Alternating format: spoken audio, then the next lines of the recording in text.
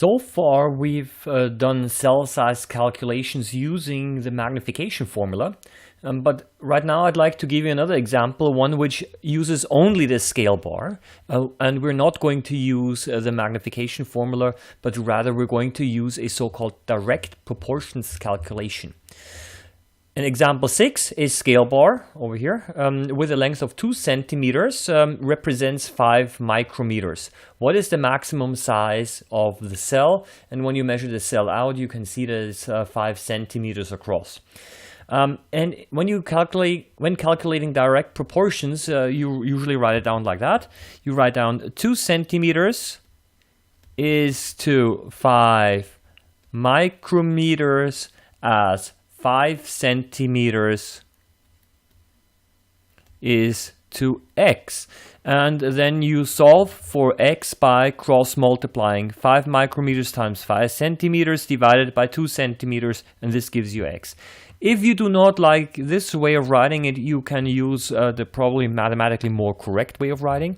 This would be the following: 2 centimeters divided by 5 centimeters is equals to 5 micrometers divided by x, and then you can also cross multiply and solve for x.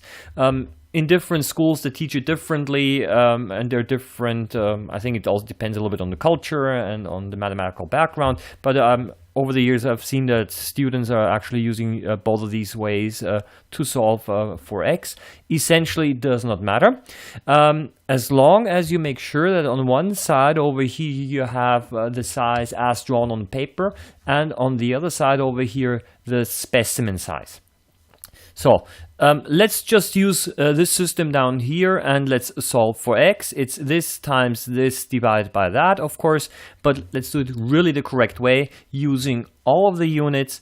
We have 5 micrometers multiplied by 5 centimeters is equal to 2 centimeters times x.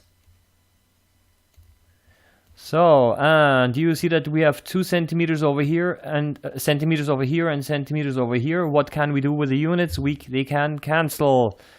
So we simplify. 5 times 5 is 25 micrometers equals 2x. So, and now we can solve for x. I'm going to just rewrite this again over here. 25 micrometers is equal to 2x. We divide this side by 2. We divide this side by 2. The 2 cancels. And 25 divided by 2 is 12.5. And we have micrometers left over, and that is our answer.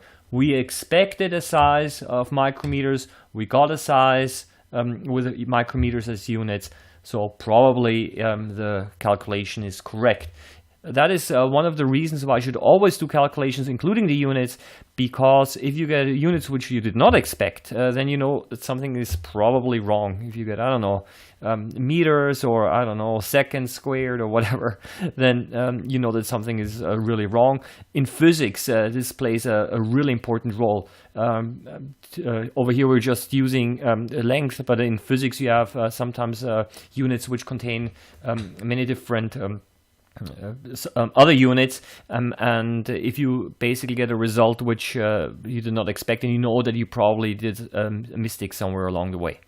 So that is basically the system and how you can do cell size calculations using only a scale bar and direct proportions.